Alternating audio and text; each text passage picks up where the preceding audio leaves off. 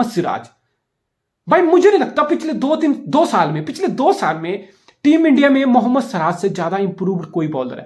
उस बंदे ने डाउन अंडर ऑस्ट्रेलिया में फैमिली रीजन इतना कुछ होने के बाद करैक्टर दिखाया, टीम के साथ रुका और उसने it's a big role. Mohammed Siraj का बहुत बड़ा रोल है। मैंने टीम इंडिया के धोनी की कैप्टनसी का एरा भी टेस्ट में देखा है, जहां पे हम इंग्लैंड में व्हाइट वॉश हुए, फिर 2 महीने बाद ऑस्ट्रेलिया में जाके डाउन अंडर व्हाइट वॉश हुए। हमारी बॉलिंग लाइनअप क्या थी? जहीर खान था, काफी हद तक जहीर खान था, अच्छी बॉलिंग भी करता था। साथ में आरपी सिंह, श्रीशांत, प्रवीण कुमार, मैंने इवन ईशांत शर्मा पुराने टाइम का, धोनी के टाइम क्या होता था हमारे साथ? हम 20 विकेट नहीं ले पाते थे भाई। हमारी बैटिंग इंग्लैंड में ऑस्ट्रेलिया में जाते जितनी मर्जी चौक कर जाए, हम 20 विकेट नहीं ले पाते थे। हम पूरा दिन आउट ही नहीं कर पाते थे इंग्लैंड ऑस्ट्रेलिया को। लेकिन 2020 में हमने क्या किया? ऑस्ट्रेलिया में जाके क्या किया? हमने ऑस्ट्रेलिया के बार टाइम में अगेन हर बार ऑस्ट्रेलिया के 10 विकेट गिरा के दी। एंड मोहम्मद सिराज ने बहुत बड़ा रोल प्ले किया। फिर इंग्लैंड में जाके हम 2-1 की लीड लेके बैठे थे टेस्ट सीरीज में। क्यों? मोहम्मद सिराज का बहुत बड़ा रोल था। उस चीज का मोहम्मद सिराज को रिवार्ड मिला ओडीआई क्रिकेट में। और मोहम्मद सिराज, याद करो 2 साल पहले तक मोहम्मद सिराज आईपीएल में डिंडा अकादमी, लिटरली डिंडा अकादमी वाली ट्रोलिंग होती थी उस बंदे की। और ट्रोलिंग का रीजन था भाई, मोहम्मद सिराज के 4 ओवर के स्पेल में लिटरली 40 रन उसके फिक्स होते थे। आईपीएल में आरसीबी के लिए 4 ओवर में 40 रन मोहम्मद सिराज देगा ही देगा, चाहे जो मर्जी हो जाए। एक आधी विकेट मिल की गलती से कैच छोड़ेगा वो अलग से, यानी कि उसकी game was all over the place, ठीक है। लेकिन आज सिराज को देखो, मैंने बोला पिछले 1.5-2 साल में उसका टेम्परामेंट बदल गया यार। उसका कामनेस, उसका एटीट्यूड, हर चीज बदल गई। अब सिराज बॉलिंग करने आता है ना, ऐसा लगता है कि he will make things happen. ऐसा लग रहा है वो एक भी गेंद फालतू की वेस्ट नहीं करेगा। ऐसा लग रहा है वो हर गेंद पे कुछ ना कुछ करके देगा, विकेट निकाल के देगा। लिटरली इस माइंडसेट से मुझे इस टाइम सिराज की बॉलिंग देखते ये फील आता है कि ये बंदा अपने तरीके से कुछ ना कुछ करके देगा। इसका ओवर आया, कुछ ना कुछ हमें विकेट दिला के देगा, बैट्समैन को परेशान करके देगा, लिटरली परेशान करके देगा। सीधी गेंद दो, अवे स्विंग को और फिर इन स्विंगर सेटअप करना, एलपीडब्ल्यू बोल्ड करना, कॉट बिहाइंड करना, एज लगाना। मतलब ब्रिलियंट यार। मतलब जो बंदे की जो कामनेस आई है ना, बंदे की देखो जो मैच्योरिटी बंदे की गेम आई। देखो आप कोई भी प्लेयर हो, देखो टैलेंट तो बहुत होता है यार, बहुत टैलेंट है इंडिया में, बहुत टैलेंट है यार। बहुत प्लेयर हैं जो बहुत टैलेंटेड थे लेकिन फिर भी टॉप लेवल पे चीजें नहीं कर पाए, जस्टिफाई अपने टैलेंट को नहीं कर पाए। क्यों नहीं कर पाए? Because understanding of game. Talent होना एक बात है, लेकिन खुद की गेम को समझना कि मेरी गेम क्या है। और विराट कोहली चाहे तो विराट कोहली भी पहली गेंद से आके स्लॉक करने लग जाएगा, हवा में उड़ाने लग जाएगा। लेकिन विराट कोहली को अपनी लिमिटेशन पता है, विराट कोहली को अपनी गेम की अंडरस्टैंडिंग है कि मेरी गेम है भाई, मैं गेंद को मेरिट पे खेलूंगा, स्ट्राइक को रोटेट करूंगा, जब मुझे लगा मेरे मतलब की गेंद है तो मैं इस पर कैपिटलाइज भी करूंगा। यानी कि गेम की अंडरस्टैंडिंग बहुत इंपॉर्टेंट होती है। आपके पास कितना भी टैलेंट हो, सिराज के पास इस टाइम अपनी गेम की अंडरस्टैंडिंग है। वो लिटरली एक ऐसे जोन में चला गया है, उसको फर्क नहीं पड़ता। आप सिराज हो, आपको फर्क नहीं पड़ता आपके सामने डेविड वार्नर है या स्मिथ है, कोई भी एबिड विलियर तक तो नहीं है, लेकिन मैं जस्ट सेइंग, उसको फर्क नहीं पड़ता मेरे सामने कौन बैट्समैन। वो बिल्कुल जोन में, उसको अपनी गेंद का पता है, उसको अपनी लाइन लेंथ का, अपनी कंट्रोल, उसके कामनेस का पता है कि मैं यहां गेंद डालूंगा, मैं ऐसे सेटअप करूंगा, मैं 2 गेंद ऐसे डालूंगा, तीसरी गेंद में यहां डालूंगा।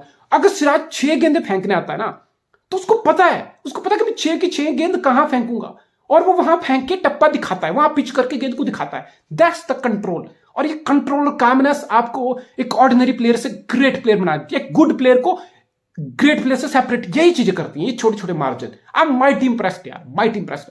शुभमन गिल को मौका मिला, यस ईशान किशन ने 100 मारा होगा, लेकिन शुभमन गिल ने पिछले साल ओडीआई क्रिकेट में कंसिस्टेंटली आपको मेहनत करके दी है। एक साल एक प्लेयर की पूरे साल की मेहनत है, और एक साल ईशान किशन का एक मैच का 100 है, 200 है। ऑब्वियसली मेरे हिसाब से बिल्कुल सही कॉल है, शुभमन गिल को ओपनिंग में देना चाहिए। और वनडे उसका गेम है भाई, वनडे उसकी जोन है। T20 में तो आप शुभमन गिल को क्वेश्चन कर सकते हो, उसका स्ट्राइक रेट अप नहीं होता, वो पावर प्ले में T20 को कैपिटलाइज नहीं कर पाता, पावर प्ले खत्म होता है तो मिडिल ओवर में उसकी वो हिटिंग नहीं आ पाती, स्ट्राइक रेट अप नहीं हो पाता, वो अपनी इनिंग को एक्सलेट नहीं कर पाता। लेकिन वनडे में शुभमन गिल का बिल्कुल परफेक्ट है गेम। वनडे में ऐसी पारी चाहिए होती है भाई, वनडे में 70 बॉल में 70 रन बनाओ, आपको तालियां मिलेंगी। T20 में 50 में 60 बना तो गालियां मिलेंगी, लिटरली गालियां मिलेंगी। तो शुभमन गिल की वनडे के हिसाब से गेम है, वो वनडे के हिसाब से बिल्कुल, क्योंकि वो उसके पास स्किल है, उसके पास उसकी स्किल है गेंद को मेरिट पे खेलना। जितनी भी खराब गेंद आएगी कैपिटलाइज करके रन बनाएगा। और शुभमन गिल मेरे हिसाब से बिल्कुल, मेरे हिसाब से रोहित शर्मा के साथ जो, बिकॉज शिखर धवन बाहर है, तो शुभमन गिल हमारा ओपनर प्रॉपर रन होना चाहिए। आई थिंक वो बंदा डिजर्व करता है। और विराट कोहली ने जितना श्रीलंका को विराट कोहली ने रुलाया, किसने नहीं रुलाया होगा भाई, किसने नहीं रुलाया होगा। और विराट कोहली का आप कैच छोड़ रहे हो, ऑफकोर्सली देखो समय बदलते समय नहीं लगता, पिछले साल की बात है जब विराट कोहली अच्छे शॉट भी मार रहा था, फील्डर के हाथ में गेंद जा रही थी। कल विराट कोहली के दो दो कैच छोड़े, एक 50 पे छूटा, एक आई गेस 70 के राउंड छूटा, फिर मिस फील्ड होके 2-3 चौके ऐसे फ्री गिफ्ट मिल गए। यानी कि श्रीलंका मतलब दुनिया में एकमात्र टीम है जिसने विराट कोहली की सबसे ज्यादा फ्यूरी फेस की है, दैट्स श्रीलंका। श्रीलंका से ज्यादा दुख 2007 से लेके सिंस इंसेप्शन, जब से विराट कोहली इंटरनेशनल क्रिकेट में आया 2023 लग गया यार, कुछ नहीं बदला भाई, लिटरली कुछ नहीं बदला। विराट कोहली ने आज भी उसी श्रीलंका को रुला के रखा है। श्रीलंका से ज्यादा विराट कोहली का दुख, विराट कोहली का जो होता है ना मार, किसी ने नहीं झेली है यार, किसी ने नहीं झेली है। And it was a batting track, proper batting track था। श्रीलंका के बैट्समैन जब बैटिंग करना है they struggle for the timing, वो अपनी टाइमिंग तक सही नहीं कर पाए। उमरान मलिक ने विकेट लिए, बिल्कुल विकेट टेकर है, वो जेन्युइन विकेट टेकर है, लेकिन उमरान मलिक उतरे एक तरह लिटरली वो हाफ प्रिपेयर्ड प्रोडक्ट है।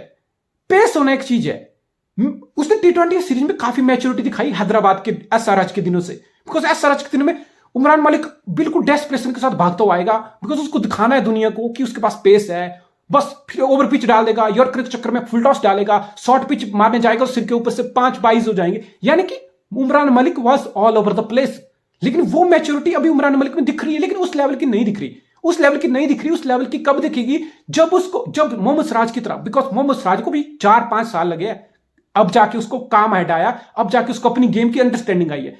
आई होप, अभी मुझे लग रहा है उमरान मलिक बिल्कुल हाफ फिनिश्ड प्रोडक्ट है। अभी उसको अपनी कामनेस पे, अपनी लाइन लेंथ पे, कंट्रोल पे, उस पे काम करना होगा कि मुझे अपनी 6 गेंदें फेंकनी है तो कैसे फेंकनी है, कहां फेंकनी है। वो कैरेड अवे हो जाता है, लिटरली वो कैरेड अवे हो जाता है। उसको लगा मेरे पास पेस है, एक विकेट मिल गई, तो वो बिल्कुल फुल जाने की कोशिश करता है, बिल्कुल यॉर्कर मारने की कोशिश करता है, फिर कंट्रोल नहीं रहता, फिर आपकी फुल टॉस आती है, फिर आपकी ओवर पिच आती है, यानी कि फिर आपको मार पड़ती है। भाई ये कामनेस आना बहुत जरूरी है, ये कामनेस आना कि किस पिच पे, किस लेंथ पे गेंदबाजी करनी है, कैसे और कंसिस्टेंटली करनी है। मेरे हिसाब से I am asking too much, मुझे चीज पता है। वो उस बंदे को लिटरली 10 मैच नहीं हुआ इंटरनेशनल पूरा टी20 ओडीएम मिला के उमरान मलिक लिटरली 10 मैच नहीं खेला है। आई नो इतनी जल्दी मैं बुमराह वाली, ये शम्मी वाली या मोहम्मद सिराज वाली मैच्योरिटी उससे एक्सपेक्ट नहीं कर सकता, बट ये चीज है मेरे हिसाब से उमरान मलिक को काम करना चाहिए। देखो पेस आपका स्ट्रेंथ कब होगी, जब एज ए बॉलर आपके पास अपनी लाइन लेंथ पे कंट्रोल होगा। अदरवाइज आज के बैट्समैन फियर नहीं करते भाई, वो फियर नहीं करते पेस को। आप एक 60 मार दो, अगर ओवर पिच होगी, अगर फुल टॉस होगी, अगर लाइन लेंथ के बाहर होगी, वाइडर होगी, batsman will come after you भाई। वो स्टेप आउट करके 160 की स्पीड पे तुम्हें छक्का मार देंगे और वो पेस तुम्हारी बैट्समैन की फेवर में काम कर जाएगी। तो ऐसा बॉलर लाइन लेंथ पे कंट्रोल करना बहुत जरूरी है। मुझे लगता है कि अभी उमरान मलिक को, बिकॉज गेम टाइम खिला, ये चीजें कैसे सीखेगा, ये चीजें उमरान मलिक को नेट में बैठ के नहीं सीखेगा। उसको 5 साल नेट पे बोलो कि लाइन लेंथ पे करो काम, वो करेगा। वो चाहे नेट में जाके रोज के 20 ओवर डाल ले, लाइन लेंथ पे काम कर, फिर उसमें इतनी मैच्योरिटी नहीं होगी, उतनी इंप्रूवमेंट नहीं होगी जितना वो लिटरली 10-15 इंटरनेशनल मैच खेल के सीख जाएगा, मैदान पे सीख जाएगा। सो अच्छी बात है। हम उमरान मलिक को ट्राई कर रहे हैं, जो 2 बाकी मैच है उसमें भी ट्राई किया जाए, और वनडे सीरीज जो नेक्स्ट वीक न्यूजीलैंड के साथ 3 मैच होंगे उसमें भी उमरान मलिक को फिर ट्राई किया जाए। यानी कि ऐसा नहीं होना चाहिए कि 1-2 मैच दिए फिर आप सोचे कि ठीक है यार अब उमरान से आगे बढ़ते हैं, अब अर्शदीप को ट्राई करते हैं। नहीं मेरे भाई, I got nothing against Arshdeep, लेकिन अगर आपने उमरान को वनडे में डेब्यू उसको मौका दे ही दिया है तो उसको 7-8 मैच लगातार दिए जाए, कंसिस्टेंटली एक रन दिया जाए, फिर उसको देखा जाए कि कहां उसकी इंप्रूवमेंट हुई है, कहां उसकी गेम है, कहां उसकी गेम लैग कर रही है, फिर जाके उसको असेस किया जाए। 1-2 मैच के बाद कोई भी प्लेयर असेस नहीं होने चाहिए, ठीक है। It was comfortable win for India. Sri Lanka के साथ हो रहा है, श्रीलंका के साथ वही हो रहा है, दर्शन श्रीलंका, ठीक है, दर्शन श्रीलंका। पिछले 1 साल से श्रीलंका में दर्शन श्रीलंका एक ऐसे कैमियो, एक ऐसी पारी खेल रहा है, दूसरा वनडे 100 मार दिया। मतलब श्रीलंका में जब कोई नहीं चल रहा तो दर्शन श्रीलंका वहां खड़ा है, लिटरली वो दीवार की तरह खड़ा है और वो अपना काम कर रहा है। यानी कि he is having a form of his life, एक तरह का एक ड्रीम पैच होता है, एक ड्रीम रन है, बस दर्शन श्रीलंका का विद बैट अभी वो ड्रीम रन चला है। चाहे उसने पिछले साल घर में ऑस्ट्रेलिया के अगेंस्ट टी20 में 3 ओवर में 50 का टोटल सिंगल हैंडली चेस करके दिखाया, वनडे सीरीज में अच्छी कंट्रीब्यूशन दिखाई, अब भी कल उसने 100 मारा, लेकिन Sri Lanka as a team step up नहीं कर रही, ठीक है। श्रीलंका के बैट्समैन को स्टेप अप करना पड़ेगा, कुशल मेंडिस को अपनी गेम में कंसिस्टेंसी लाने पड़ेगी, पाथुम निशंका को कंसिस्टेंसी लाने पड़ेगी, चरित असलंका, धनंजय डी सिल्वा, इन सब लोगों को कंसिस्टेंटली वीक इन वीक आउट अच्छा करके देना पड़ेगा। यही चैलेंज है। जैसे मैंने बोला ना, श्रीलंका में टैलेंट है। जब आप चरित असलंका को देखते हो, कुशल मेंडिस को देखते हो, पाथुम निशंका को देखते हो, आपको लगता है यार धनंजय डी सिल्वा, आपको लगता है कि टैलेंट है बंदे के पास, लेकिन कंसिस्टेंसी लाना ही सबसे बड़ा, टॉप लेवल पे यही सबसे बड़ा चैलेंज होता है। लेकिन दर्शन श्रीलंका बिल्कुल ड्रीम पैच से चला है, बिल्कुल ड्रीम पैच उसको चल रहा है। लेकिन वेंदु हसरंगा, मैं इस बंदे को लिटरली मेंशन करना चाहूंगा। आप टॉप नॉच बॉलर कैसे हो भाई? आप कैसे? आपको वीक इन आपको अपने आप टॉप, मैं आपको टॉप बॉलर नहीं मानता भाई। मैं उस गेंदबाज को बिल्कुल लिटरली टॉप टॉप गेंदबाज, क्वालिटी गेंदबाज नहीं मानता जो जिसके 5 मैच में 3 मैच खराब चले जाए, जिसके 5 मैच में 2 मैच खराब चले जाए, नहीं मानता मैं। होता है, बुमराह का भी दिन खराब होता है, मिचेल स्टार्क का भी दिन खराब होता है, ब्रेटली का भी दिन खराब होता था, साल में एक बार मैग्रा का भी दिन खराब होता था, लेकिन वो साल में 1 या 2 ही बार ही होता था भाई। वो ऐसा नहीं होता था कि एक सीरीज में 2 मैच 2 दिन खराब हो गए तुम्हारे, या 10 दिन में 3 दिन तुम्हारे खराब हो गए। ये ऐसे नहीं चल सकता भाई। फिर आप नहीं बोल सकते हो कि आप बहुत हाई क्वालिटी, क्या है? मैं लिटरली 5 में से आजकल ऐसा हो रहा है, मैं 2 मैच हसरंगा का जा रहा है तो 3 मैच में हसरंगा लिटरली उसको टेक ऑन किया जा रहा है, लिटरली उसकी पिटाई हो रही है। और वैसे भी वनडे में उसका बिल्कुल वनडे में हसरंगा बिल्कुल ऑर्डिनरी करियर है। 35 मैच है, लिटरली 37 38 विकेट है उसके। T20 में बोल सकते हो 50 मैच है तो 80 प्लस विकेट है, 15 की एवरेज है, यानी कि इकोनॉमी बहुत अच्छी है, pure genuine wicket taking option है। लेकिन वनडे क्रिकेट में हसरंगा लिटरली कहां खड़ा है भाई? बिल्कुल बैंग एवरेज प्लेयर है वनडे में। लेकिन श्रीलंका टिपिकल श्रीलंका यार। आप एक प्रोसेस में हो, आप अपने प्लेयर को बैक कर रहे हो। अगर मैं क्रिस सिल्वरवुड हूं, अगर मैं श्रीलंकन फैन हूं, मैं अपने प्लेयर से कंसिस्टेंसी चाहता हूं। मैं चाहता हूं वीक इन वीक आउट हमारे प्लेयर इंप्रूव करें, अपनी गेम की अंडरस्टैंडिंग अच्छे से रखें और कंसिस्टेंटली परफॉर्म करके दें, बिकॉज ये नहीं चलने वाला।